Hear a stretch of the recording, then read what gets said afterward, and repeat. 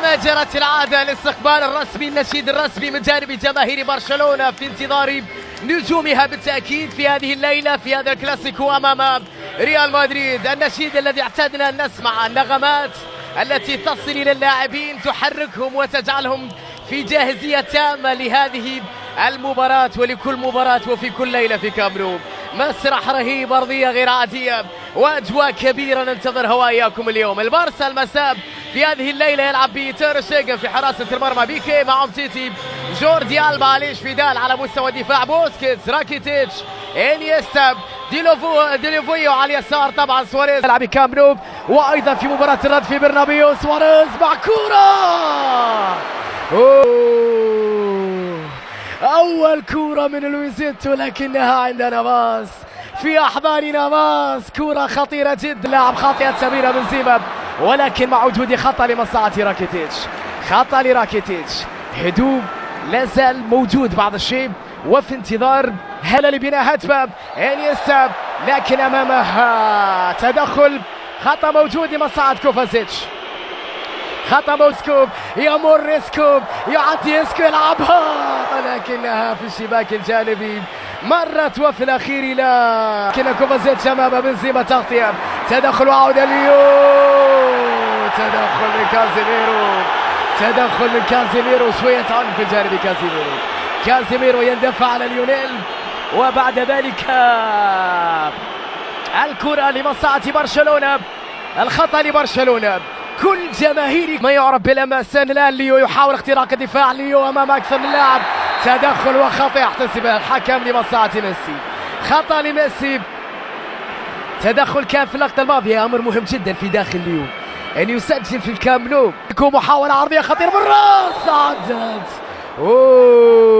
خطيرة جدا الكرة الأخيرة، خطيرة جدا الكرة الأخيرة وبطاقة صفراء على بيكي، لمسها مارسيلو، عدى بشكل جميل، الله على مارسيلو، تمريرة لكن يقرأ الدفاع، خلص الدفاع، الخطأ لمارسيلو، الخطأ لمارسيلو. أسألكم مرة ثانية، أم كانت الثالثة أم هي عاشرة؟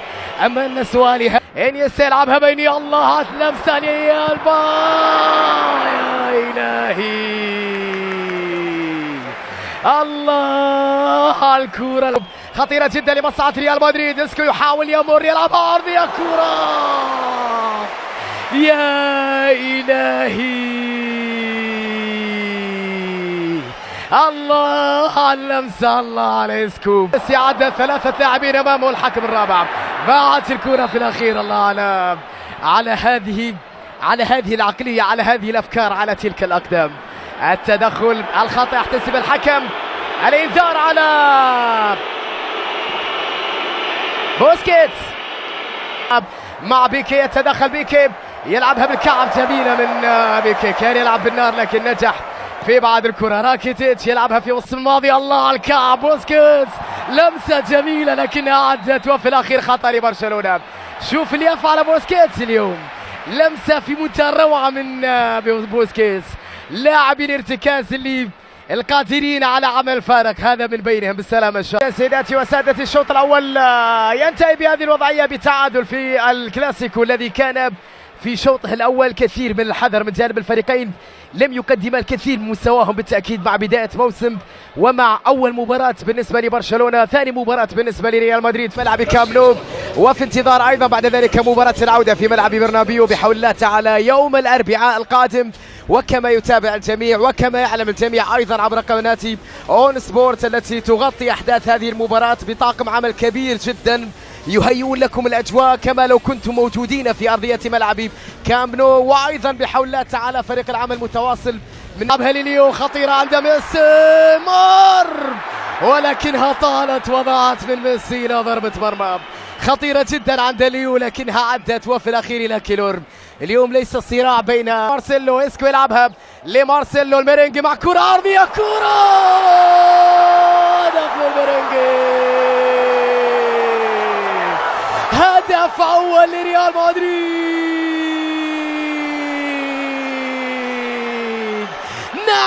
نعم ميرينجي جميل، عرضية مارسيلو، خطأ من جانب بيكي، يضع الكرة في كرة ديلوفيو داخل منطقة الجزاء، يلعبها مستحيلة هذه الكرة يا بارسا. الله، خطيرة لكريم بنزيما، مر وكرة لكارفاخال يبعد الدفاع. الله على الكرة. برشلونة في الهجوم، برشلونة وتمريرة فيها تدخل وخطأ يحتسب الحكم. نعم، خطأ لمصلحة البارسا، خطأ لبرشلونة لراكيتيتش. تدخل كان في اللون. تغيير سيتم. كريستيانو رونالدو وسم. كريستيانو سيأخذ دورة في هذه المباراة في برنابيو. الكل يحييه ويحبه ويصفق له دائما بالتأكيد. كريستيانو في الكامب نو ليس من اللاعبين المحبوبين. كريستيانو رونالدو اللي أكثر. برشلونة تلعب عرضية، محاولة ولكن راسية خطيرة يبعد نافاس، خطيرة لمصلحة برشلونة. هذا سواريز، لسه أقول أنه ليس في أفضل حالاته سواريز.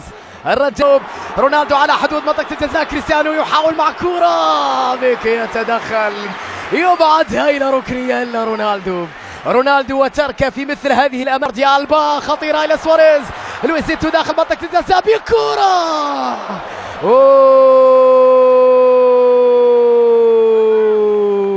إلى ضربة مرمى. مباراة كبيرة جدا لكوفازيتش، مباراة كبيرة جدا لكوفازيتش. تغيير قادم في تشكيلة برشلونة. سيرتي سيأخذ دورة، اسينسيو في مدريد سيأخذ دورة. اللاعبين عندهم إمكانيات كبيرة جدا. جارث بيل سيترك مكانه في هذه الأثناء لاسينسيو على ما يبدو. بالوينسي 1 على 1. جارث بيل يبحث عن كريستيانو بكرة بعيدة من كريستيانو. أرادها هدف للتاريخ، أراد هدف يبقى في ذاكرة الكلاسيكو، لكنها جرت خطيرة للبارسا. مرة سواريز يلعب كرة، يا إلهي يا إلهي، لا تسألوني كيف. ليوب قوية من ليوب، وسواريز ركلة جزاء. ماذا؟ نعم ركلة جزاء لبرشلونة بعد ضغط رهيب للبارسا، بعد هجوم رهيب للبارسا. يحصل سواريز على ركلة جزاء، يعود البارسا لأجواء المباراة الآن، عند الفرصة ليتعادل من علامة الجزاء. نافاس، ليو نافاس،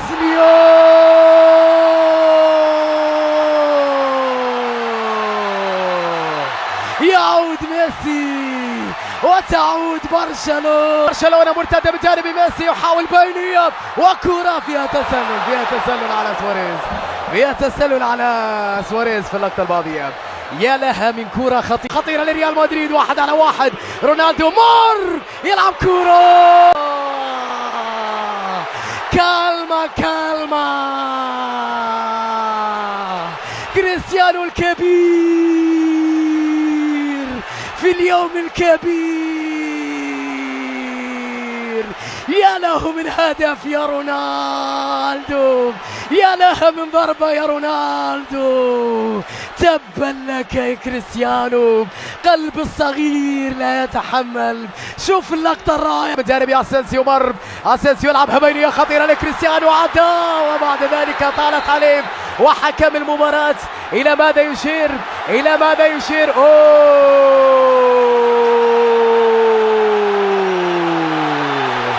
انذار ثاني وطرد لكريستيانو رونالدو. نعم حكم المباراة اعتبر انه تحايل، تمثيل من كريستيانو، يستحق. تمام اليوب يستعيدها اسينسيو يكسب الكرة، يكسب خطأ اسينسيو. من هذا اسينسيو؟ من كان يعرف هذا اسينسيو؟ خطيرة لريال مدريد. اسينسيو يلعب كرة،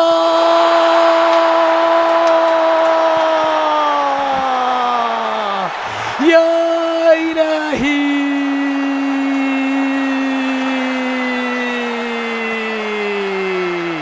اسينسيو، يا لعيب يا حريف، لقطة رائعة، ضربة رائعة، تسديدة جميلة يا اسينسيو. شوف المرتدة، شوف البدلاء ماذا. بسم الله الرحمن الرحيم. سيداتي انساتي سادتي احبائي في كل مكان، السلام عليكم ورحمة الله وبركاته، وطابت اوقاتكم بكل خير. مرحبا بكم معنا في هذه الليله مع اسينسيو وكرة لمودريتش. يا الهي، أي بداية يا مدريد. الكرة لكارفاخال على 4. هذا اسينسيو يلعب كرة يا خرافي. اسينسيو يا خرافي. الله على الكرة، الله على اسينسيو. واحدة باليسرى. الله اللقطة، التسديدة جميلة يا ولدي، جميلة يا ولدي. كم هذا اسينسيو، 21 سنة يلعب ريال مدريد، يلعب الكرة وبعد ذلك يكسب الخطأ لمصلحة لوكاس فاسكيز. الخطأ لمصلحة لوكاس فاسكيز. البداية القوية جدا في هذه المباراة من جانب أومتيتي. كان في صراع مع راموس، مع سيرخيو راموس.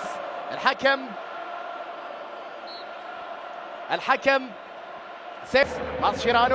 ماسشيرانو طويلة باتجاه سواريز، يلعب كرة لكنها بعيدة، وفي الأخير إلى ضربة مرمى. حلوة اللقطة، حلوة اللمسة من جانب ماسشيرانو، وبعد ذلك ومدريد يهاجم ومرتدة وتمريرة وتدخل وخطأ وإلدار واسينسيو يكسب الكرة أو رمية جانبية لبرشلونة. لبرشلونة رمية جانبية. اسينسيو، مارسيلو داخل منطقة الجزاء. يا إلهي،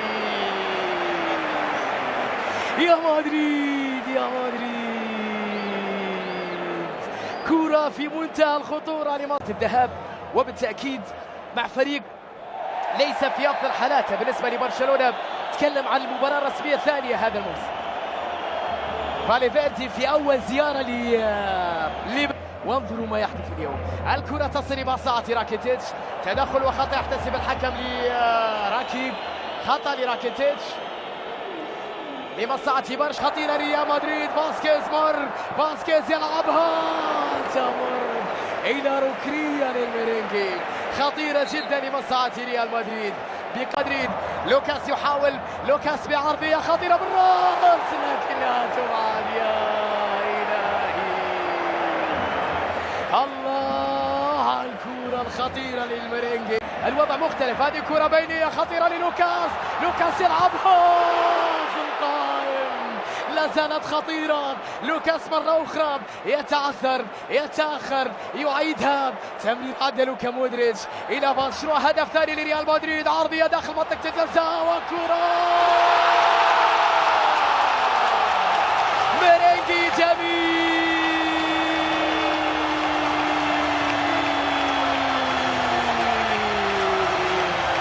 يا إلهي، روعة. هدف مدريدي يدرس، هدف مدريدي جميل. يا لها من كورة، يا لها من لمسات، يا له من نغم، يا له من طرب في المدرجات، يا له من عرض كبير، يا له من ميرينج. عند كريم بنزيما محاولة، كريم اختراق الدفاع، لعب كورة عدت خطيرة من كريم، لكنها في الأخير إلى ضربة مرمى لتير شتيجن. بنزيما ارتفعت معنوياته بعد الهدف. بنزيما بصاحب الرقم 23 كوفازيتش.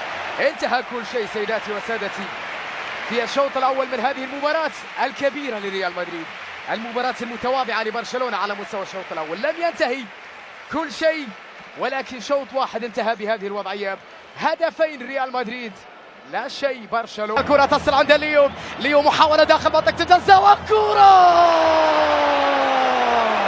يا إلهي، عادت من عارضة برنابيو كرة ليو لكريم بنزيما داخل منطقة الجزاء، كرة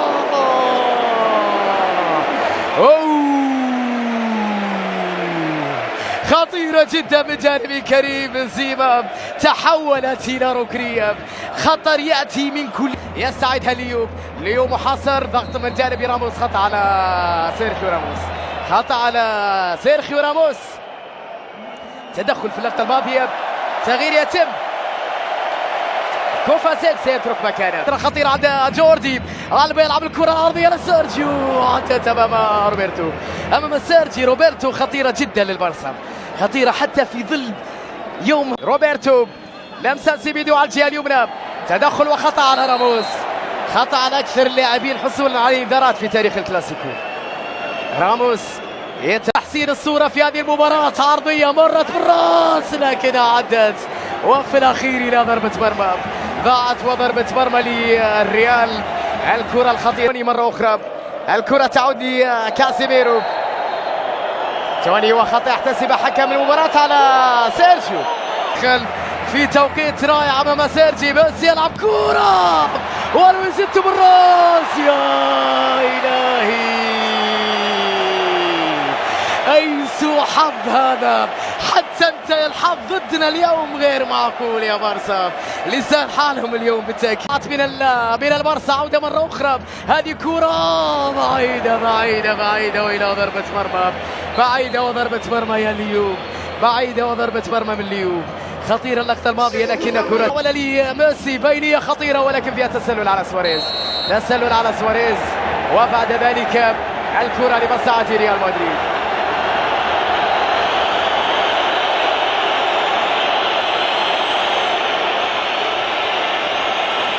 سواريز اللي حصل على ركلة جزاء مثيرة للجدل في مباراة يونايتد، خطيرة لمصلحة البارسا داخل منطقة الجزاء وكرة، لكن أيضا تدخل وإبعادها إلى ركنية من جانب قيصر الميرينجي.